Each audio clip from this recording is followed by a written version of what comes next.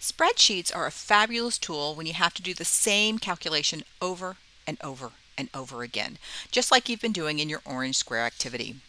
Mathematicians love to use their creativity to create and test strategies, but they prefer tools to perform repetitive calculations. This video is going to show you how to use macros in spreadsheets to perform a repetitive calculation. We're going to start with a simple example, babysitting. For this example, you get paid $10 an hour plus a $5 tip. So we know we have a relationship between hours and dollars. So I'm going to create two headers here, one for hours babysitting. And I'm going to make that column a little bit bigger by resizing it. And the other is for dollars earned. I'm going to do a little formatting. I like my columns to be centered. This is really mathematician's choice. I know I'm going to come here. Let's just center this one too. And I want my headers to be bold.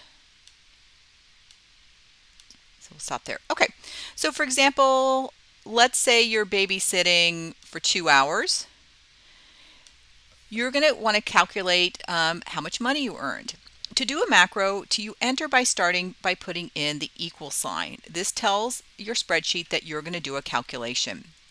We're going to take $10 per hour, so 10 times, and we babysat 2 hours, plus a $5 tip, and we'll earn $25. Let's say we're babysitting for 4 hours. I'm going to enter in my macro, equal sign, $10 times 4 hours, plus a $5 tip. And I make $45, or you'd make $45. Notice though, this is very repetitive. We're typing in the same thing for the macros. The only difference is that this one was times 2 and this one was times 4.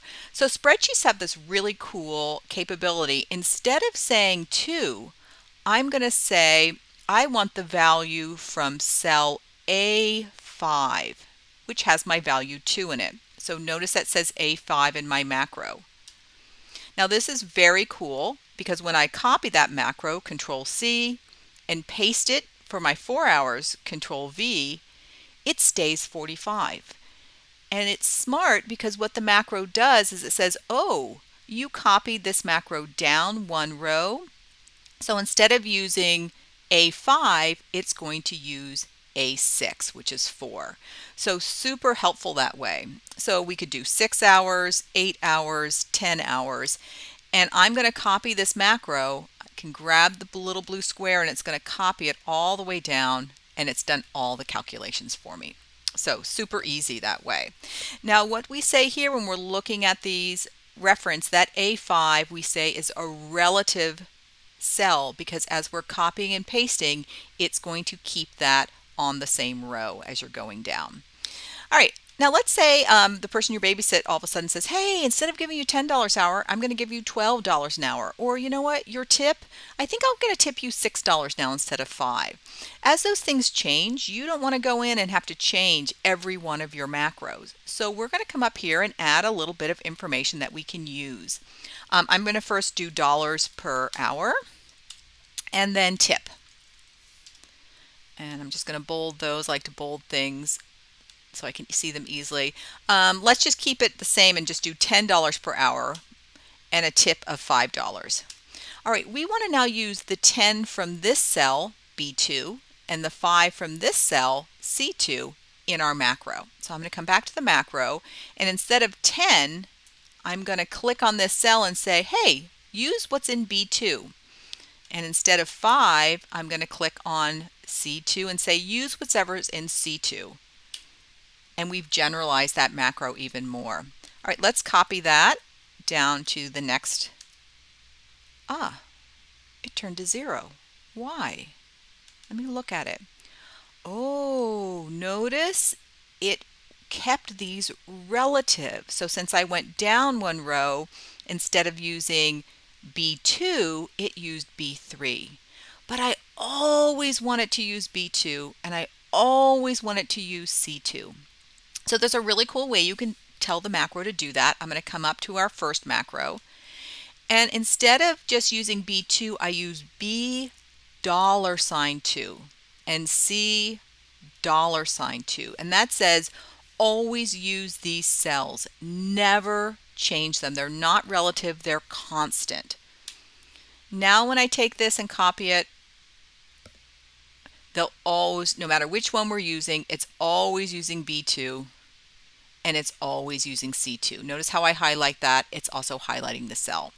This is super flexible because now let's say instead of $10 your person you babysit for says, hey, let's do $12 an hour, and everything calculates for you. Or I'm going to give you a $7 tip, and everything automatically calculates for you. All right, so that's a very quick lesson of how to use macros.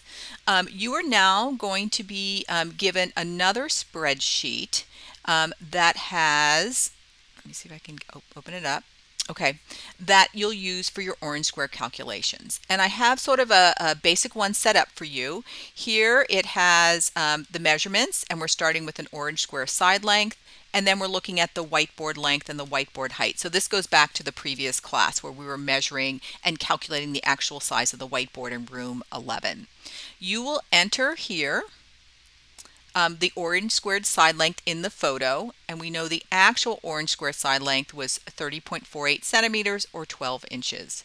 You can enter then in your photo measurements for the whiteboard length and height and write macros that will calculate the actual length and height in centimeters and in inches. What you might find for inches is first calculate your centimeters and then convert your centimeters to inches here. You'll then go down to the second tab, Castellae Building. This first tab, Whiteboard, is just going to make sure that you have macros that work for your strategy. And you'll be doing the same thing for your Castellae Building. You'll enter in how big was your orange squared side length in the photo. And then just type in here, replace this with the photo that you're using, which one. And then for each of your measurements, you'll give a more descriptive title for those. Measurement 1 and measurement 2 you did together in your group, and then you'll be picking 4 more measurements to do here. So I hope this was helpful, how to use macros and get started on your orange square calculations. Really, all mathematicians, we want to use our brains and our logical thinking to come up with strategies that work. And then we want to use tools like calculators or spreadsheets or programs to do repetitive calculations for it. All right, get started, and please don't hesitate to ask questions along the way. Enjoy!